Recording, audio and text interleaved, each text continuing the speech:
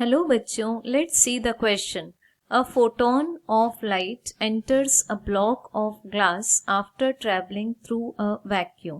The energy of the photon on entering the glass block. Option A increases because it is associated wavelength decreases.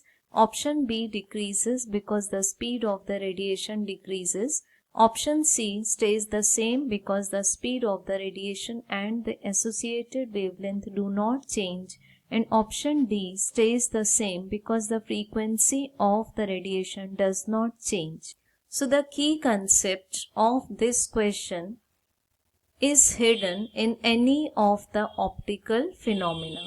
जैसे हमें question में यहाँ पर given है first statement में कि एक फोटोन, लाइट का एक फोटोन ग्लास के एक ब्लॉक को एंटर करता है और पहले वो वैक्यूम में चल रहा था, तो हम ये मान लेते हैं कि ये हमारे पास में ग्लास का ब्लॉक है और इस इंटरफेस के ऊपर है हमारे पास में वैक्यूम. तो पहले ये फोटोन वैक्यूम में चलते चलते अब एंटर होता है ग्लास में, तो यहाँ पर इसकी एनर्जी है E = h/nu, और जैसे ही ये ग्लास में एंटर होता है तो ऑब्वियसली क्या क्या चेंज होगा वो देख लेते हैं हम. इसकी स्पीड कम हो जाएगी, इसकी वेवलेंथ कम हो जाएगी.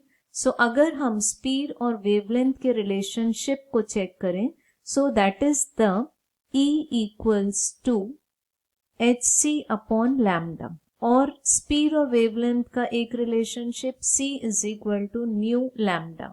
सो C is directly proportional to lambda. तो जैसे ही वेवलेंथ कम होगी स्पीड भी कम होगी, बट कौन सी क्वांटिटी कांस्टेंट रहेगी यहाँ पर? फ्रीक्वेंसी. सो ये हमारे पास में की कंसेप्ट है कि किसी भी ऑप्टिकल फिनोमिना में लाइट और फोटोन की जो फ्रीक्वेंसी है वो कांस्टेंट रहेगी.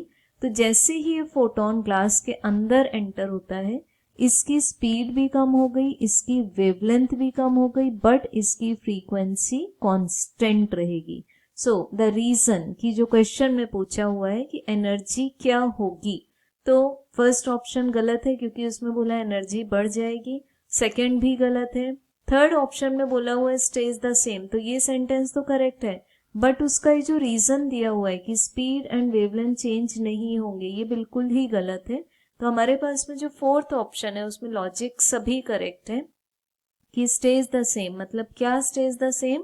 Energy of the photon same रहेगी, बिकॉज उसका रीजन है कि frequency of the radiation does not change. उसका कारण फिर से कि energy is directly proportional to the frequency.